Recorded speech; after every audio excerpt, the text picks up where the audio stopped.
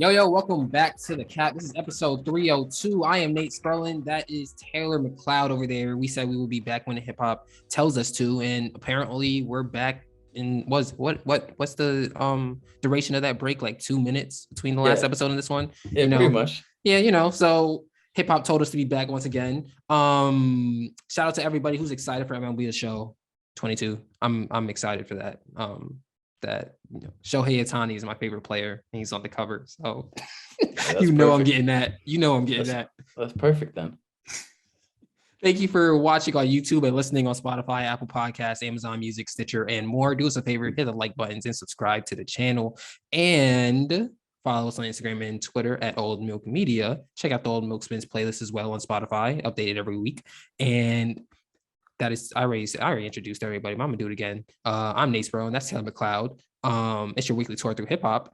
And on this episode, we are talking about Latto's 777, 13 tracks, 33 minutes long, and featuring 21 Savage, Lil Wayne, Childish Gambino, Lil Durk, Nardo Wick, and Kodak Black. Now, off rip, I just want to say, so I just want to take credit for one thing before I let you go, Taylor. In episode 300, I said that if I say that Childish Gambino can't rap, he's going to rap. And guess what happened? You guessed it. You completely guessed it. Completely right. Childish Gambino is on Latto 777. I just want to take credit for that. So, and he had a really good verse. So, that being said, everybody, you're welcome. I did that. You're welcome. So, after we established that the Childish Gambino feature is just based off me and what I said, it has nothing else to do with anything else. It's just me. After we just established that, Taylor, what did you think about Latto 777? I think it's a good project. I think that Latto's I think much better rapper than people give her credit for. I think people are starting to understand that she like can really, really rap. The I've talked to you about it a bunch, but her LA Lakers freestyle last year, and then the freestyle she just did on Funk Flex over International Players Anthem, like she can rap, and that shows through on all these songs. Even the content matters switches up from, you know what I mean, like the love music to the harder music to the hit stuff. But her abilities just as a rapper, purely as a rapper, shine through on each song, and I think that this is kind of like a coming out party for her in terms of an album. Obviously, there's been songs, been controversies, been Instagram posts, been rumors, been this, been that. But I think in terms of purely music, I think this is a really, really big moment, and I think she rose to the occasion. Yeah, no, she definitely did. On a lot of the tracks, she also challenges other female rappers in hip hop on Trust No Bitch. She actually raps. This is what she raps. Bitch is trash. I ain't impressed. I can't tell if bitches selling records or they selling sex. Speak on me for clout, trying to drag it. That's your only hype. It's me. I'm the pilot. It's me, the pilot, and my baggage. This is a lonely flight. I'm done playing nice, cause bitch, this pole ain't light. I've been on these bitches' ass since I touched the mic. Like right there is like, okay, well, Yeah, that's essentially like, if you think you can fuck with me, y'all better figure it out, because right. I'm taking this shit over. And that confidence just flows throughout the whole album, which I really like. I think that the versatility that she shows as well, because I think the one thing with female rap is the thing that sets the superstars apart from the regular rappers, just in general, just in hip hop as a whole, is how versatile can you be? And I think that throughout the past 3, 4, 5 years that female rap has started to see a resurgence, I think that it's starting to feel like everything is sounding the same and everything's kind of being melded together. And I think that this project kind of stands out in that way, where you can have your traditional, for a lack of a better word, hot girl music, but you could also make something that is more softer, like the Childish Gambino, Lil Wayne song. You could also have something that kind of goes off for everybody, like Stepper featuring Nardo Wick. Yeah, I'm playing that. I might play that in when I'm working out. Like, that beat is crazy. The way that she raps on that hook is crazy. Nardo Wick's verse is everything about it is crazy. And that's really a song where the one thing about female rap is when when men listen to it, if you can't relate to it, it's like, toss it out. It's good, but I can't relate to this. that's not an issue for that track. And there's many other tracks like that that kind of cross over into being relatable to men too, which also helps the overall performance of this album. I think that this is just a really good album. Like I'm kind of short to it's not that long. It doesn't belabor the point either. There's not that many forces on there. Everything also has its place. The one question I do have is though, with 777, the two tracks, you have 777 part 1 and 777 part 2. I don't really understand. I mean, I guess I kind of see the purpose of splitting them up, but at the same time, I think that if you just combine it into one track and you just have a nice beat switch in the middle of that, I think that that also works as well. Because to be honest, now that she split it up, I'm probably just gonna listen to 777 part 2 as good as 777 part 1 was. Yeah, even if they had been, and this is like nitpicking because it's a 13 track album and it's really tight, it's really nice. Even if they had been separated, you know what I mean? So then it's like, all right, cool. Like, let me sit with one. It's separate song. It's not like back to back, especially the first 2 tracks of the album, where it's, you know what I mean? It feels like it could be, like you said, it could be one track. So even if they had been separated, but I think both are good regardless. I think the 13 track, I'm glad you brought that up. I think the 13 track album is honestly a perfect number. That's probably my favorite number, like between 10 and 14 tracks for a lot of projects. And because it also doesn't allow for too many features that don't make sense. We talked about it with the Denzel Curry, how no feature didn't make sense. And obviously these features are much bigger names than we saw on the Denzel Curry record. Like you said, you have 21 Savage, Wayne, Childish Gambino, Dirk, Nardo Wick, and Kodak. Like those are not, none of those are small names. There's no one in there that's like who is this? Like Nardo Wick is probably the smallest, and he had arguably the biggest song of last year. Yeah. So I think that it's a really good length. If you separate part 1 and part 2, it might give you a little more time to sit with either to understand the reasoning for splitting them up as opposed to stacking them like that. But going back just a second, I think that Latto,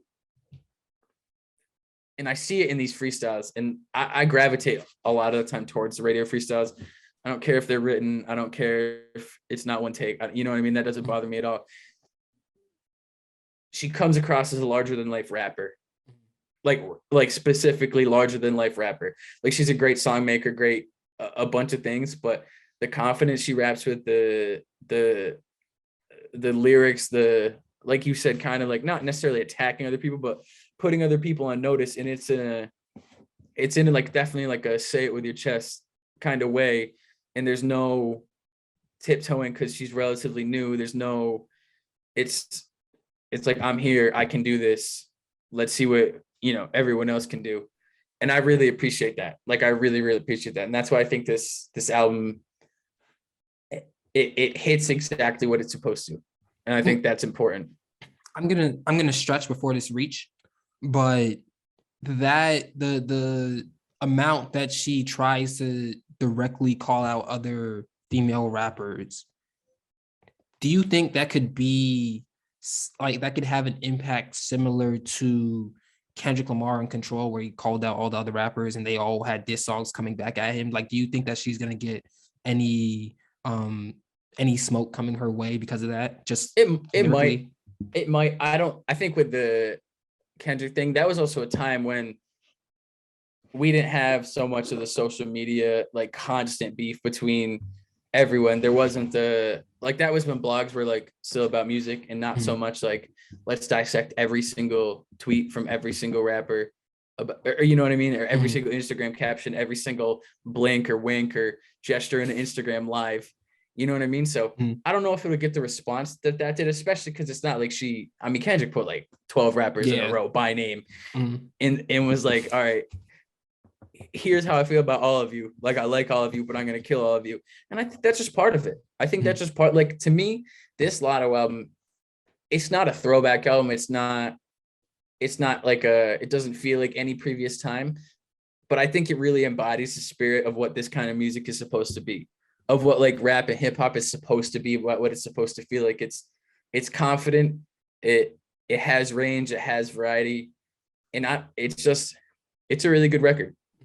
I think I hope it does. I hope it inspires some form of lyrical competition amongst the women in rap, because I think, I mean, just by the basic flow of content now, people gravitate towards conflict, Yeah, and not saying that it has to be a serious, that's my sworn enemy, I hate you type of thing, but it could be a friendly competition amongst the female rappers in hip hop might be good for the female rap subgenre as a whole, because that would draw yeah, more eyes, and everybody be like, did you hear what she rapped about? Oh no, I like that rap, right. but this It's rap good is for better.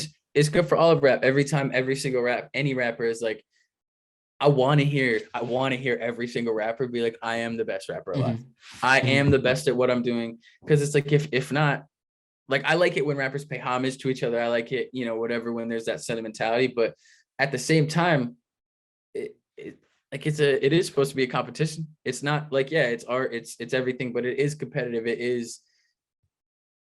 There is an element of like, maybe not going head to head with individuals, but going head to head with everybody. Mhm. And that's how it should be. And that's what I hear a lot of on this project. I just think this is a really good album that I enjoyed listening to. I enjoyed playing it all the way through. And the 13 songs with, I think it's what, like 6 or 7 features, maybe. Yeah. Yeah, something like that.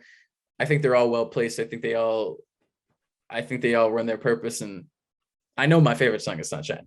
Yeah, no, Sunshine is really good. I don't know if it's my favorite. I think Stepper is probably my favorite. That I can't reject a crazy beat like that. No, I think I just can't. Sunshine is like, it's just real smooth to me. Yeah, And then to hear Latto do her thing first, and then obviously, like, I have faith in Wayne to do any beat you could put obviously. on anything. You could put on Beethoven and he'd figure out a way to like get in and out of like little things. And then, like you said, to hear Gambino, actually, it's not like Gambino hasn't rapped in, since Kawhi Stone Mountain. But, like, Mhm. that was the last time it was like real consistent, and that was the last time I feel like it felt like this. So it was just nice to hear that, as someone who, when I was a sophomore in high school, was playing that stuff because I enjoyed it. And Mhm. then to hear that at this point in my life was like, all right, especially with Atlanta coming back, like his appearance on the shop, Starting to be like, visible.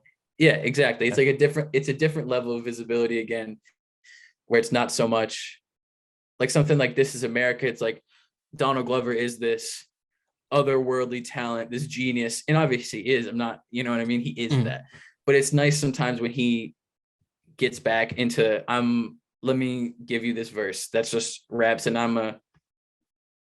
I'm Childish Gambino. Sometimes Yeah, I just want Childish Gambino and not the whole package. And maybe that's a me thing. Maybe that's not how I should feel. But sometimes I just want the Gambino, and that's what I feel like we got in that track. And it's definitely my favorite. I agree. Um, well, two more things. Big Energy reminds me, has such a pop feel to it, and I wonder how far that's going to go in terms of pop culture. It was playing in Like, the lift when I hopped in it last night. oh, was that the song? Yeah, Oh yeah, no, that's all right. So it's starting. It's starting is yeah. what you're telling me here. I like one of the lines that she had on that song that I really like is, if you ever see me broke, I'm probably rocking a cast. Okay, Lotto. Okay, Colossal Lotto. It's Hey. not Big Lotto no more. It's Colossal Lotto. So that being said, what are some of your favorite tracks on Colossal Lotto's album? So like I said, Sunshine. I do like Stepper. I like Southside a lot. Southside's good. Anytime she really embodies being the queen of the South, that's what I feel like is the biggest like larger than life rapper. Have That's when I you feel, have you heard her first hit, Bitch from the South? yeah, that's what I'm saying. That Like shit is that. crazy. No, I know. That's what I'm saying. When she in the LA Leakers freestyle, that's what it feels like. Mhm. That's why I like it. That's why I like gravitate towards that kind of stuff, regardless of who it is. But specifically with Lotto, like it gives a larger than life rapper perspective, and like this confidence. And anytime she really embodies like, I'm the best from this region and I'm the best across the board, that's my favorite stuff. So I think if I'm looking at the track list right now, Sunshine, Stepper, Southside, and I like the Wheelie with 21 Savage. Mhm. Yeah, Wheelie was cool. 21 Savage slid on that. I mean, he slides on everything now. It's basically like watching Kevin Durant score. Like you expect it at this point. Like, yeah. Okay. Or like someone like Jason Tatum, you know? Watch it. Watch it. Hey. All right. My favorite tracks are 777 Part 2, Sunshine featuring Lil Wayne and Childish Gambino, Stepper featuring Nardo Wick, Bust Down featuring Kodak Black and Southside. Yeah, two good projects. This is a really good week.